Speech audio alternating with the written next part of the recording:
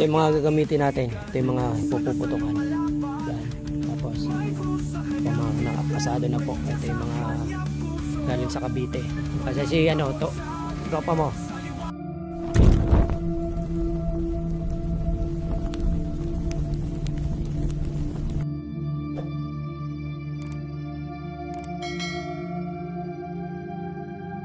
Magandang araw mga ka-horror at welcome back nga palang muli sa aking channel. Nandito na naman nga pala tayo sa bagong episode ng Agimat Testing. Bali nitong nakaraan nga ay nagkaroon ng friendly testingan itong si Ismatak Inatak at si M. Grace Tinahora at iba pang mga antingero, at ito ay ginanap sa Cavite. Kung matatandaan natin mga ka-horror ay parehas na nagkaroon ng pag-testing si Commander Bantugan sa dalawang ito, kay M. Grace Tinahora at saka kay Ismatak Inatak. Yung gamit ni Ismatak Inatak ay na-testing ni Commander Bantugan noong birthday niya, na kung saan ang isang gamit ay isinabit sa manok at ito ay pinaputokan ng airgun ni Commander Bantugan. Yung testingan naman ni Commander Bantugan sa grupo ni M. Grace Tinahora ay naganap din sa isang firing range, na kung saan kung matatandaan natin mga ka-horror ay kinall out ni M. Grace Tinahora at ng kanyang grupo si Commander Bantugan dahil may gusto silang palimusan. Pero yung naging call out naman na ito ay hindi naman naging masama ang dating kay Commander Bantugan, kaya ito ay kanyang pinagbigyan. Pero ganun din ang naging resulta ay walang pumasa doon sa gamit ng tinesting ni Commander Bantugan, ang gamit ni Ismatak Inatak at ni M. Grace Tinahora. At ngayon nga ay nagkaroon sila ng friendly testingan na kung saan sila lang ang nagtesting ng kanilang mga gamit. So yung bibigyan natin ng reaction video mga ka-horror ay yung naging highlights lang ng naging testingan nila.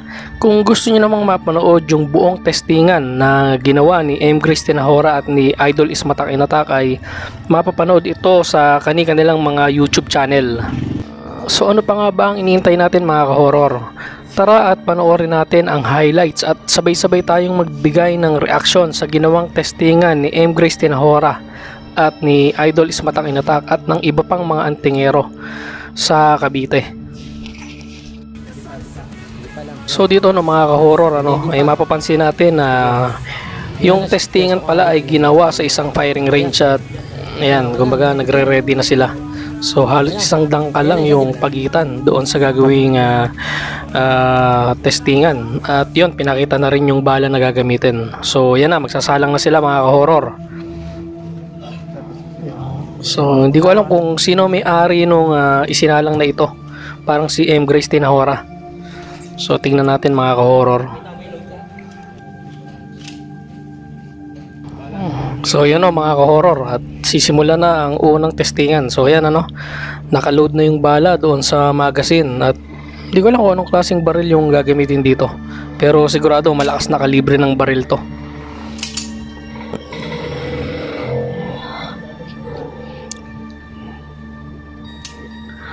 Ba, sa unang kalabit hindi pumutok yung baril mga ka-horror.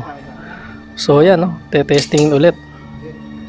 Tingnan natin mga ka-horror kung ano mangyayari. So wala pa rin. Mukhang mahusay ang gamit ni Idol M. Grace Tinahora. Pero parang nagkakaroon ng problema yung baril sinasabi nung may hawak na tila mayroong problema ron sa baril.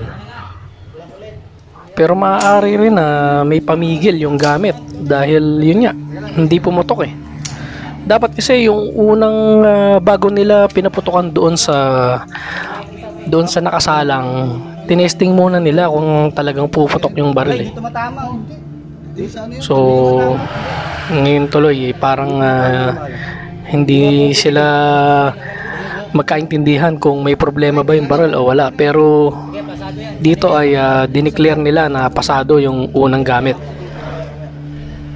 dahil nakita naman na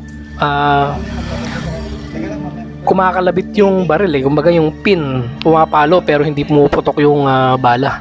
So may pamigil siya So itong pangalawang isasalang ay kay M. Grace Tinahora pa rin. pangkaraniwan sa gamit ni Idol M. Grace Tinahora, no, ay parang mga mutya siya, no. Yung unang isinalang yata ay pangil, tas ito yata hindi ko sigurado, no, kung ito ay omo na itim o batong kulay itim. Dapat kasi, no, sa susunod pwede nilang gawin, bago nila isalang, ipakita nila ro sa camera, tapos magbigay sila ng konting background dun sa gamit. Halimbawa na, ito yung omo na nagmula sa Mindanao, ganito ang may bisa ng pamigil at hindi pinuputukan, ganun. So yun, mga ka-horror, hindi pa rin pinutukan itong bato na to, yung pangalawang isinalang ni M. Grace Tinahora. Ayun, itinesting na, pumutok na. So talagang may pamigil din yung una, no. Ayun, pangalawang putok, mga ka-horror, hindi tinamaan. So pangatlong putok, hindi pa rin tinamaan. Pang-apat na putok, hindi tinamaan, no. So talagang mahusay din yung gamit ni M. Grace Tinahora.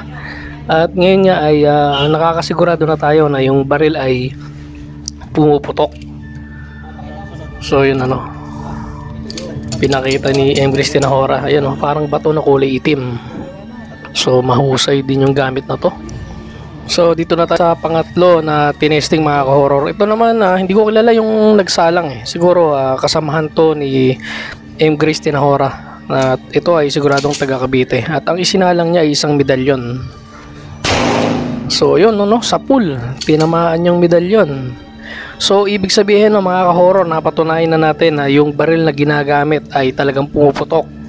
At ngayon nga ay napatunayan na rin na talagang tatama rin itong bumabaril dun sa isinasalang, dahil yun nga, tinamaan yung medalyon. Pero ang resulta yata dito ay tila pasado yung medalyon, dahil nagkaroon lang siya ng galos pero hindi nabutas. So meron siyang kapangyarihan ng kabal. At itong pang-apat na isasalang ulit ay kay M. Grace Tinahora ulit. So tingnan natin, mga ka-horror, kung ano ang mangyayari dito sa gamit ni M. Grace Tinahora na ito.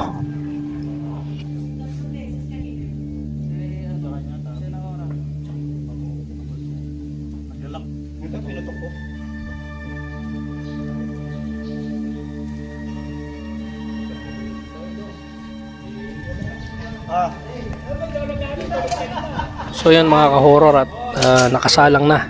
At ilang sandali ay puputokan na yun ni Idol. Ayun, tinamaan at mukhang nawasak, mga ka-horror. So meron na naman tayong napatunayan ngayon, mga ka-horror, na yung baril ay puputok. Tapos talagang tumatama itong bumabaril. At ngayon nga ay talagang nawawasak din yung gamit kapag tinamaan. So ito na, magsasalang na si Idol Ismatak Inatak. At ang isasalang niya rito ay isang kidlat. So yun, dinasalan na ni Idol. At tingnan natin kung ano ang magiging resulta ng testingan na ito. So unang putok, hindi tinamaan. Pangalawa, wala pa rin. So yun, pangatlong putok, So may tagaliwas ang gamit ni Idol Ismatak Inatak. At dyan ay pinapakita nga nila yung tama ng baril doon sa karton. So mahusay din ang gamit ni Idol Ismatak Inatak. Karton, paniguro lang yan para makita nyo lang yung tama ng bala kung talagang tumatama siya. Kaya yung mga karton na yan, pinakikita lang yan, katibayan kung saan tumatama yung bala.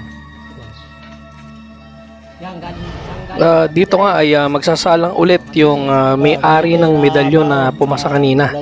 At sa pagkakataon na ito ay bao naman ang isasalang niya. Tingnan natin, mga ka-horror, kung ano ba ang bisa ng bao na ito.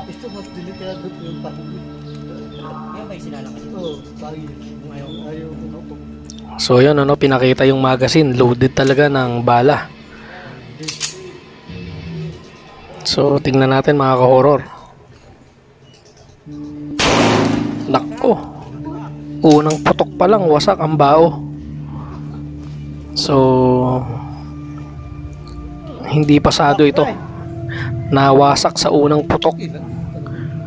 Na dito ay magsasalang muli itong si M. Grace Tinahora. Hindi ko alam, kung ito yung pangil na isinalang kanina, yung sa una.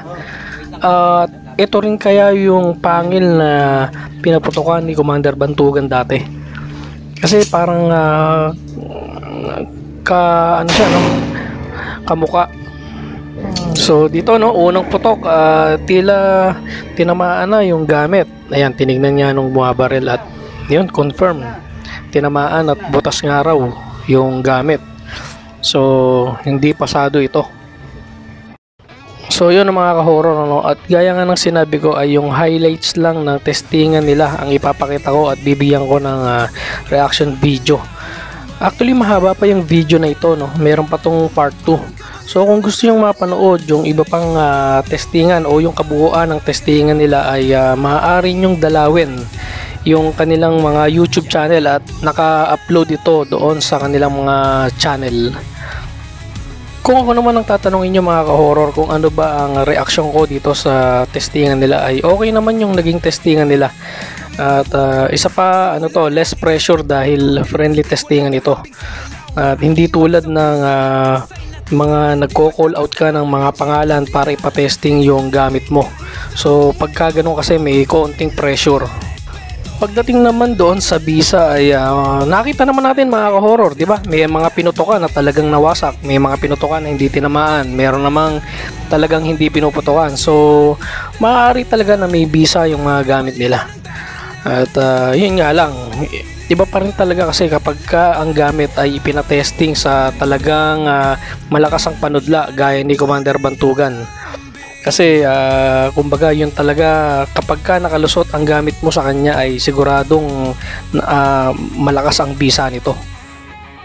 Kayo mga ka-horror, ano ba sa palagay nyo ang naging testingan nila Idol Ismatak at ni M. Grace Tinahora? Totoo nga kayang may bisa at legit ang mga gamit na tinesting nila? Kayo na po ang bahalang humusga. Hanggang dito na lang mga ka-horror at samahan nyo akong muli sa mga susunod ko pang mga kwento at video reaction patungkol sa Agimat. Maraming salamat po. Ito'y tulay, agimat sa kamay.